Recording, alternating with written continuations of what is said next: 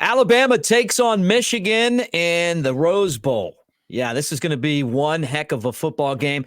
Yesterday, we talked about Blake Corum, Michigan's superstar running back, maybe the best back in all of college football. Him saying Michigan's going into this like they're the number one team, and they should. They're number one in the country. What does Michigan's offense pose threat-wise to Alabama's defense? We talked about that on yesterday's show. Well, what does Alabama's offense pose to Michigan's offense? And I'm going to tell you right now, it starts with Jalen Milroe, a true dual threat quarterback. And they haven't seen anything like that this year, has Michigan. So we're going to talk about that. Merry Christmas, everybody. Welcome to Sunday Rollback on the Bama Tailgate YouTube channel. Let's get this show started right now. Roll Tide.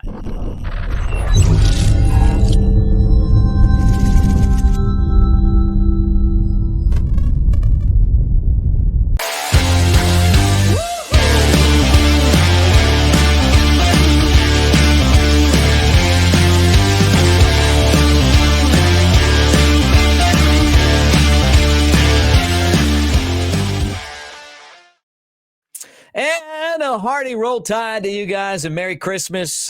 Coming to you from Fairhope, Alabama. He's coming to you. That's Brett Elmore from Jasper, at Broadcaster Mick, at WJLX 1015 for him on the socials. And, man, this is a great way to spend Christmas Eve, Brett. Away from the family, talking football. What's up, dude? 9 days away, Mick. 9 days. I could start to feel it, man. And Merry Christmas to you, your family, and all the viewers. Let's talk some Tide football, baby. Yeah, I don't know if that's you're feeling the football game or the effects of that big meal you had yesterday with the family. Yeah, I spent yesterday with the family. My nephews, my great nephews, bouncing the ball all over the house, raising all kind of cane. I had to dine and dash, Mick. I dined and dashed. Out of there. I texted you and I said, "Gotta go, man. I gotta go. Gotta find a way out." No, whoa. Bro, well, look at me, dude. What's more ridiculous than this? I've got the Buc-ee's Christmas sweater on and a Santa Claus hat. Well, I mean, you're being festive. You're in the Christmas spirit. It's Christmas weekend. I'm trying to get into the Christmas spirit. You're getting there, man. By the time Christmas morning rolls around, you're going to be fine. But yeah, the Bucky Beaver, I love it. Yeah, I do too. Well, I love Beaver. All right, let's get into this right now. Michigan's defense versus Jalen Milroe. I'm all about like this matchup, and I got to tell you right now, we've had a bunch of Michigan fans jump on the channel and give their take on Alabama and Michigan. For me, Michigan is the school in the Big Ten that I like. I like Michigan. I like Penn State. I don't like Ohio State, and I don't really even know why. I guess just a preference. But the Michigan fight song's cool. The uniforms are really awesome. Like, they're so unique. They have this storied college football tradition. And Jim Harbaugh's gone there, and he's restored that. They were getting their asses kicked by the Buckeyes every single year. They've won 3 in a row. They're back in the college football playoff for the 3rd straight year, and now they're taking on Alabama. And in the video yesterday, I was trying to say, I think this is the best matchup, right? It's a game. It's a point and a half towards Michigan. As far as Vegas goes, it's contrasting styles. It's Michigan's power running game against, Alabama's Jalen Milroe. And that's what we're going to talk about today. Jalen Milroe is a guy and a threat that Michigan hasn't seen, a true dual threat guy. Yeah, he is a true dual threat guy, and the likes that Michigan has not seen, and they don't have anyone on the practice squad that could replicate what Jalen Milroe does. Yeah, I agree with you. I think this is one of the better matchups, one of the biggest games of the bowl season. And what a great series. Look at those helmets. We talked about a helmet matchup, the Rose Bowl, Pasadena. This is the 6th meeting between the two teams. It's a tight series. Alabama leads it 3-2, but it's not one you see a lot. You don't see it a lot. The last time they beat us what's his face from Tom Brady was quarterback. It was my senior year. Tom Brady was the 2000. quarterback. Yeah. So they haven't beaten us in a long time. That was great matchup. But yeah, going back to Milroe and company against the defense for Michigan, it's an interesting matchup, and we're here to talk about it and kind of preview what that's going to look like. Last time they played was January 1st, 2020. 35-16 was the final. Alabama won. I thought Nick Saban did something I never see him do, and that's he punched in a touchdown with Brian Robinson at the end of the game just to run up the score a little bit. There's definitely some tension between Coach Saban and Jim Harbaugh, and we can get into that later. But let's just talk about Jalen Milroe. What makes this guy so good is he throws this incredible deep ball and he runs and at the beginning of the season, he did it. Then I felt like he got hurt. Vegas kind of told us that they thought he got hurt because the spread against Texas A&M was like this and then went like this, right? And then he came out there, didn't run at all in that game, threw Alabama to a win. There's been so many times this year where it looked like Alabama's dynasty was over. And then Jalen Milroe came up with big plays. And then by the time Alabama played LSU, he was back to 100%. I thought he got dinged up against Kentucky, but it just didn't stop him. The gravedigger play against Auburn, and then Alabama played their best game of the season to beat Georgia. Although I got to say this, in that Georgia game, Brock Bowers and Ladd McConkey were both not 100%. That it doesn't matter. I mean, look, it's not an excuse. But what I'm saying is that you still have to take this Michigan team really seriously. Yeah, you do. And you're talking about Milroe being the dual threat quarterback that he is. Did you know that Milroe, he is one touchdown away from tying the single season quarterback touchdown record there at the university? Really? It's crazy. And I didn't even know that. But that's a great, dude, that is a great stat to throw up because when he played LSU, first quarterback to ever run 4 touchdowns in a game. Then he goes to Kentucky, and he was like the first quarterback to run 2 and throw 2 or something like that. I mean, he's quietly broken all these records. Yeah. And then he was in the top, what was he, number 6 in the Heisman voting? I mean, could you imagine that at the beginning of the season where Alabama was? Yeah, I mean, you're right. I think they call it being sneaky good. He's got 12 touchdowns on the ground. Okay, now the single season record was set by Jalen Hurts, who had 13 back in 2016. So he's one away, and I think the guy he can break that record. He has 1, possibly 2 games to do it. All right, so you got this matchup. Michigan's defense has been so good this year, and they didn't play anyone decent in the non-conference, but they had to go through the conference schedule. They won at Penn State. That was a tough game. They beat Ohio State again. They haven't had to throw the football much to win. And, their defense makes a lot of tackles. This is a team that has made the college football playoffs now 3 straight years. They've had, back-to-back years where they lost in the first game.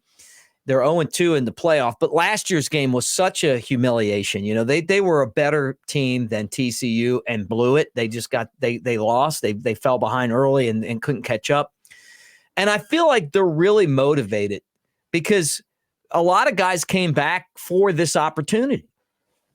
Yeah, they're motivated. The team motivated. The fan base is motivated. They've won 11 national championships, but really only one in the modern era. Mick, 1997. Before that, they were dominant back in the 20s and 30s and 40s. But that fan base is rabid. But they're looking for a national championship, and this is a great opportunity for them because they're experienced. I don't think this is the same, or we'll see the same as the last 2 years in their playoff appearances. Last 2 playoff appearances, It's going to be a tough outing for Alabama, but we'll see. And we're going to keep on previewing Alabama and Michigan as this, as this next 9 days comes together before Alabama plays in that Rose Bowl game. Brett, you brought this up to me, and I mean, it's so interesting. And this is what gets you beat in these type of matchups, right? And I go back to when Alabama played Tim Tebow in Florida in 2009, and you got this player getting a DUI before the game, and this player's in trouble for this, and then Alabama went in and beat one of the best college football teams I can ever remember, and one of the best coaches in Urban Meyer, right? I mean, to win that game in 2009 and then win against Texas for the championship, and then started really, truly the dynasty that we see right now. There's been a lot of smoke as far as Jim Harbaugh going to Michigan or leaving Michigan for the NFL. Michigan's offering a big contract, but it hasn't been signed. The guy keeps getting in trouble, and I'm sure he's probably like, hey, let's get the F out of here where I can, go back into a place where I'm not scrutinized so much. Yeah, the NFL Network reporting that Jim Harbaugh is weighing a contract offer to stay in Ann Arbor, and it's massive. It's a big deal, Mick. They have presented him with a contract to make him the highest paid coach in college football. But, and here's the big but, would preclude him from entertaining or pursuing any NFL job for the 2024 season. And apparently this is the holdup. This clause of limiting NFL interest, it would only last for one season, which is kind of strange, but and it's apparently been enough to prevent the university and Harbaugh from really reaching an agreement. It's worth $125 million over 10 years, which is a pretty nice payday. It would eclipse Dabo's contract of $115 million. Of course, Saban's making bank also, but I don't know, Mick. I think Saban gets a contract upgrade every time someone passes him, right? I think so. Yeah, I think he gets like $1 more, 50 cents more, or something. He's like, hey, give him the money, pay him, pay the guy. I need a raise. I got another car dealership to buy. No, Harbaugh. Ever since he got to Michigan, though, Mick, the guy's been looking to get back in the NFL. It seems, and it's gotten worse. Since he's having so much success at Michigan, getting him into the postseason and into the playoffs, even though he hasn't had much luck once he gets there. But he's been pursuing the NFL, and it's at a fever pitch. After the 2021 season, the Minnesota Viking job came open, and he was interested in that, and then they hired O'Connell. Mm-hmm. Then he told the Detroit Free Press that, you know what, this is it. I'm not going to pursue any more NFL jobs. Okay. Right. And then I'm tired of this NFL stuff. They're not, I'm tired of pursuing it. I'm tired of it until a year later. A man of his word, Harbaugh, he met with the Denver Broncos, and then they hired Sean Payton, and the rest is history. But anyway, he's still, like you mentioned, there's smoke there. He could go to the NFL just like that, and that's definitely something that is concerning for the Michigan fans. Definitely something concerning for the players, a distraction. Yeah, well, it's definitely interesting. I have a lot of respect for Jim. I think he's a great coach. I remember him as an NFL quarterback. I could see him going to Chicago and being the Bears coach because they can't seem to get it right. This is a guy that was with the 49ers and got to the Super Bowl. He coached against his own brother in a Super Bowl, which we may never see again. I mean, think how ironic that is. He's got the 49ers and his brother has the Ravens, which, by the way, is my favorite team. And I'm watching this, and the Ravens had a big lead, and then the power went out, and then when it came back on, Colin Kaepernick, a lot of you guys, have very polarizing opinions on him. Mostly for our audience, they aren't positive. Some people though do like him. Mm-hmm. And the people that like him seem to love him. However, when he was a quarterback for the 49ers that year, he was great. Yeah. And they came all the way back, and they had a chance to win the football game, and then they blew it, right? Or the Ravens stopped them. I mean, it was like Ray Lewis was still there. It was amazing. I think Ed Reed was even on that team. So the Ravens won, and Jim Harbaugh lost the Super Bowl to his brother, John Harbaugh, all the J's. And then he left San Francisco, and he goes to Michigan. Before that, he was with Stanford, and he was the guy who actually, with an inferior football program at Stanford, could go into USC and beat Pete Carroll. And Pete Carroll was paying players and all the other stuff that was going on, but they were a dynasty. I mean, USC was amazing. Sark and Kiffin and all those guys. As assistants, and then Pete Carroll still coaching. I think he's like the same age as Saban with Seattle. Yeah. But Harbaugh beat him. Harbaugh's a legitimately good coach, and so I totally understand why the NFL keeps coming back. And I think for him, a guy that's constantly in trouble, you have a much clearer set of rules in the NFL than you do with this NCAA. Now, with all that said, Brett. With all that said, how constantly crazy in trouble is right. Yeah. How crazy? And he's like half the time this year he's been suspended. But how crazy is it that now you're hearing reports out of Baton Rouge that Brian Kelly's like, hey, if he leaves, I'll take the job. Yeah. Talking about going down a rabbit hole here. Yeah. Harbaugh's always been in trouble. We'll talk about Brian Kelly here in just a second. But yeah, I mean, he's been suspended twice. You're talking about not trying to not deal with these rules. Once was self-imposed, of course, at the beginning of the year, and then, of course, the Big Ten then got him at the end of the year. Right now he just received a notice of allegations this past week regarding illegal coaching and recruiting during the COVID-19 dead period, and then, of course, the whole sign stealing stuff. But yeah, I mean, the guy's only coached 6 games all year. But yeah, now you have the fan base, and we mentioned this a few minutes ago, the fan base who's hungry for a national championship. Now they're saying, well, if the guy ditches us and maybe goes to the Bears, who are we going to get? And you got a good coach. I mean, if he really is, if this all happens, right? Yeah, you're talking about Brian Kelly from LSU. And that is, according to Athlon Sports, the rumblings coming out of Ann Arbor, that's their number one candidate. That's crazy. You have to remember, though, that Brian Kelly, he spent a lot of time in the state of Michigan. And I'm talking about 13 years at Grand Valley State as the head coach. Then he spent 3 seasons as the head coach at Central Michigan. So you're talking about 16 years of his career was spent in the state of Michigan. That's crazy. So he has the ties there, and I think he would make the jump if it became open. Well, I mean, it fits his personality better than the fake accent.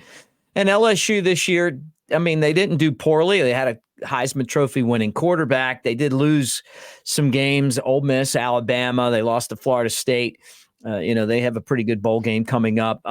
But you know what? It's tough, man. I mean, it's a grind in the SEC, and maybe it's not really the fit that he thought it was going to be in Baton Rouge. So, if you're the next guy after Jim Harbaugh, the cupboards aren't going to be bare. Hey, let me say this, talking about making bare, let's not make your walls bare. New Life Art, right?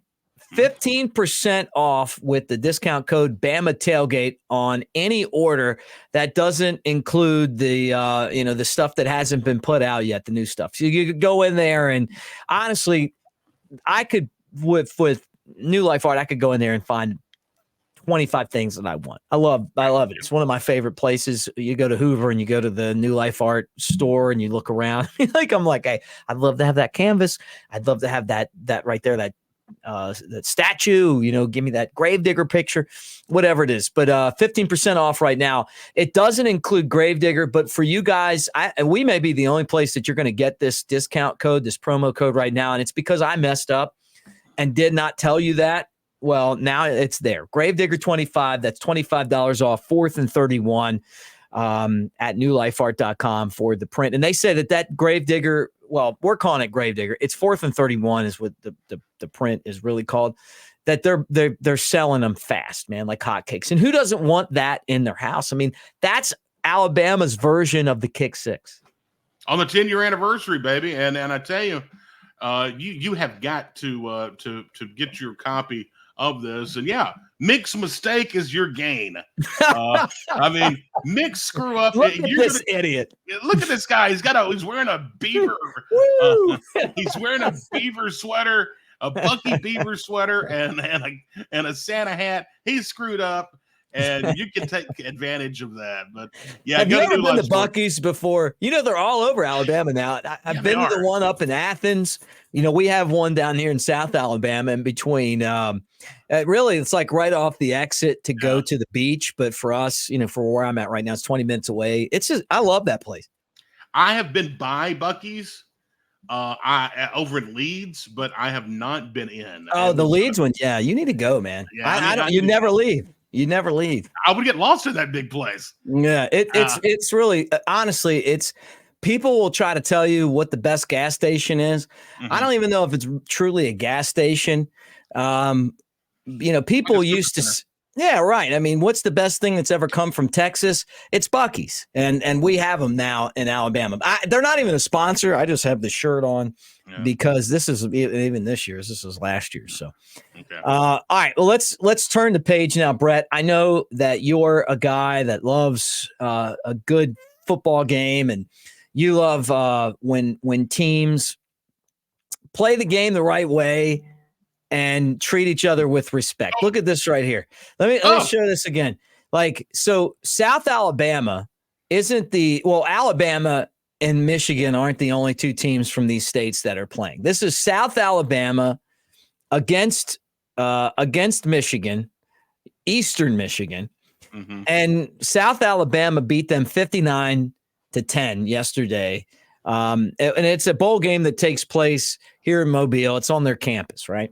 Mm-hmm. So after the game, everyone's just singing the alma mater, and an Eastern Michigan guy comes up from behind, and this happens. Brett, I want you to tell me who these guys are, and let's watch this right here. Here he's watching. Oh, from behind. Oh, what is going on? Oh, get it. Humanity. look at those guys just pounding that dude. Oh, the humanity. Oh, my goodness. Yes, Eastern Michigan and South Alabama getting into a little. Can you believe that? Let me play it again. Look at this guy. Boom! Hit him in the back with a helmet on, and then his teammate grabbed that guy. I don't remember seeing something like this. What a complete dumbass to hit somebody with their helmet on. I mean, come on. That is, the guy, by the way, was identified later as defensive back Corey Hernandez for Eastern Michigan. Is he related to Aaron Hernandez? Well, who knows? He raced up behind that South Alabama DB, Jamarian Burt, and punched him in the back of his helmeted head. And then Brian Dillard, who was a teammate of Burt's, was standing next to him, and he also happens to be his older brother. Really? Yeah. He jumped on Hernandez and began punching him. Hey, no wonder he got him so fast. This is his little brother. It was his little brother. Wonder what the beef was about. I don't know. That's what I was trying to figure out, and I couldn't find anything. Well, actually, Dillard and Hernandez tangled during the second quarter of the game after Hernandez face masked Dillard on the sideline following a punt return. So they'd been into it apparently throughout the game. But the athletic director at Eastern Michigan apologized for it and promised to investigate and the whole 9 yards. But no, you're kicked off the team. I'm watching like the beginning of the game, and they got like the cinder blocks, and they knocked the cinder blocks down and all that. I'm like thinking, like, what are you doing, man? Like, keep those cinder blocks back up north. Yeah, really. Is this what we should expect when Alabama and Michigan play? I mean, we're going to have some of these same fireworks. I don't think so. I would hope not, but I think it will be intense. But I think hopefully those two teams are a little more disciplined than Eastern Michigan. I would hope. And I haven't seen anything like that before in quite some time. Well, it reminds me of like maybe WrestleMania or something like that. Yeah. You know? Well, you got so many players. It could be like the Royal Rumble. The Royal Rumble, yeah. How about the guy, like your thought process? Like you're like, I'm going to go get that guy right there where all his teammates are. And then you go and you smoke that guy. And then you're just getting pummeled by everybody. Then you're going to get kicked out of school. And you're not playing football anymore because no one's going to bring you on. I mean, unless you're like, you're playing at Eastern Michigan, which tells me that you're not that good at football. You're okay. And then you do that. And I think your football career may be over. Probably so. Yeah. Let me run into a swarm of bees by myself. Yeah. It's like, what are you doing? You're going to first of all, you hit the guy when he's wearing a helmet. And then his brother's standing next to him, and like 30 of his teammates are right there. You're going to get your ass whipped right there, buddy. Have you ever ran into a swarm of bees before? I ran over a swarm. I ran over a yellow jacket nest with a lawnmower before. Oh, boy. And if you've ever tried that before, it's a lot of fun. Yeah, oh, yeah. We had one in my backyard, and I gassed those bees, and then they came back, and I gassed them again, and then they came back, and I did it again, and I'm watching them come in and out of the hole. And I'm like, because when I was a kid, I ran into a yellow jacket nest at my grandparents' house. And let me tell you something. It is no fun, man. I was a kid and my brother was mowing the grass. It was the first mow of the year. Okay. And he was driving me around on the lawnmower, and he hit that yellow jacket nest, man. And they swarmed us, and we ran all the way across that 2 acres or wherever, how long it was from the house, and they were stinging us all the way to the house, man. It was terrible. But yeah, this is like a swarm of bees right here. That remind you of you and your brother getting stung by bees. Yeah. And then you got some of the cameramen that's right in the middle of it. Look at these guys. Yeah. They're dedicated to the job. I love it. I watched some of that game. The bowl games, the bowl games are the bowl games. And honestly, the worst part about the fact that now with NIL, teams are just getting their best players ripped away from them to go to the big programs is you just have a lot of mediocre teams, right? We're 6-6 and they're 6-6. Who would have thought that the Eastern Michigan, South Alabama game would be the game where the brawl breaks out? They have they ever even played each other before? I mean, these are 1AA teams from 5 years ago or 10 years ago. I mean, you know what I'm saying? So definitely interesting. But this guy gets knocked down too at the very end. Look at this guy. Yeah. You got man. I wish they had cameras like this.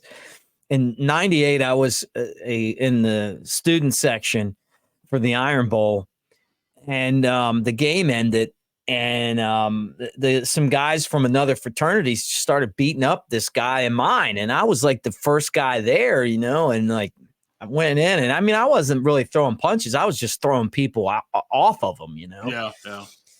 And then next thing I know, I got maced, and I was the last guy to leave the last Legion Field Iron Bowl. It is because I couldn't see. I couldn't see to leave. Once they uncuffed me, I'm like, look, I was just trying to break this up, Something we never knew about Mick. Mick was the last person to leave Legion Field because he was maced and cuffed. But I wasn't stuffed. I was cuffed. But not stuffed. And really, I was just trying to get the people off of him. And then, when Johnny Law came, I was the guy that got right in the face. All right, let me tell you this, Brett. It's been fun hanging out with you. Thanks for being part of Sunday Rollback. Let me tell you something else as well. And you and I were talking about this off the air. You're renting right now, but you probably need to buy. And when that time comes, you need to check out our friend Chad Anderson at Modern Lending. Chad has been doing this for years. He's helped over 10,000 families like me get into this studio and get into my house.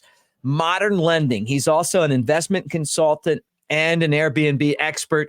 Find out for yourself at This Chat Is Real I appreciate Chad for being part of what we're doing here. The other thing that I want to tell you guys is this. Brett, yesterday you went to your family's house for Christmas, and you got kids throwing balls off your head while you're just trying to eat your dinner, and you're trying to watch football, and then all of a sudden somebody's side kicking you and you need a break. That's right. The break is at Pearl River Resort over in Choctaw, Mississippi. Our friends over there at the Timeout Sports Lounge and Sportsbook at Golden Moon Casino will take great care of you. You're talking about 20 big screen TVs. They've got all the games from across professional sports, college football playoff, the NFL playoffs. They'll have that. They'll also have the NBA, NHL, soccer, all that stuff you can bet on from the Timeout Sports Lounge. They've got the kiosks if you want to kind of hang out in your own area. They've got the counter if you want to go up there and get help putting your bets in there as well. It is Vegas in Philadelphia, Mississippi. Hour and a half from Tuscaloosa, 2 hours from Birmingham, but really anywhere around, Tuscaloosa, you can get there easy. And it's fantastic. They've got great restaurants in there. They've got the table games. They've got slots. You need a spa, maybe your in-laws are giving you a headache and you just need somebody to, kind of give you a good rub down. They got the spas there. And if you're a golfer, which Brett and I really aren't, but if you are, Dancing Rabbit is one of the best golf courses in the South. It is the best in Mississippi. It's the Augusta you can play. Brett, I could see you going over there and having fun.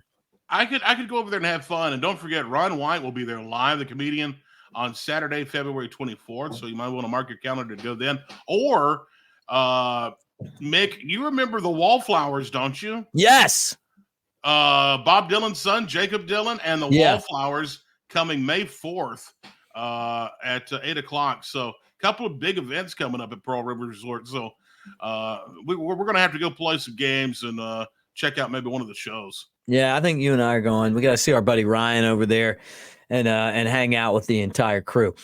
All right, that does it for Sunday Rollback. Brett, it's been fun hanging out with you. Merry Christmas. We'll talk to you guys tomorrow. I know, look how ridiculous I'm dressed, but this is the time of year. It's I'm trying to get into the spirit of things. Get into the spirit, Mick. I mean, come on. It is Christmas. It is Christmas weekend. All right, Brett, let me ask you this. Favorite Alabama Christmas gift.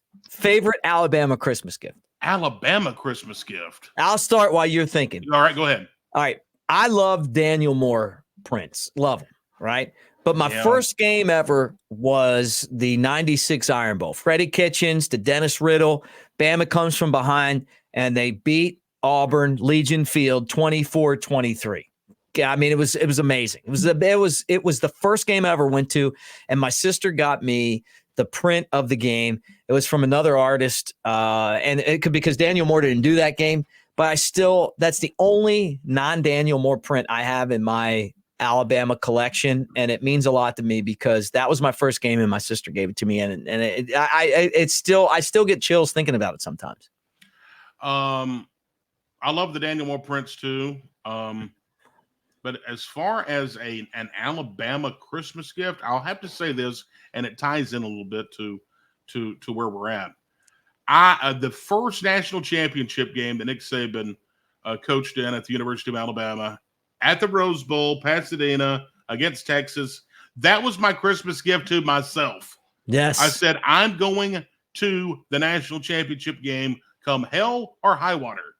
And, Mick, I had to fly to New York and then to Los Angeles. Talk about crazy routing. Yeah, that's no fun. And in New York, you were going the wrong way. I was going the wrong way. But I had to change planes in New York as well. It was crazy. It was a weird trip, but I made it. I made it to the game. I got to see it, experience it. That's my favorite Christmas gift of all time. Was to myself, but my mom and my dad helped me a little bit on my ticket. But that was my favorite Christmas gift. Alabama. Get in the comment section. Tell me what your guys' favorite Alabama related Christmas gift was. And thank you. Like and subscribe. And we will talk to you guys again tomorrow. Roll Tide, everybody. Make sure that you're part of the Bama Tailgate YouTube channel as the Tide and the Michigan Wolverines get set for the Rose Bowl coming up on New Year's Day.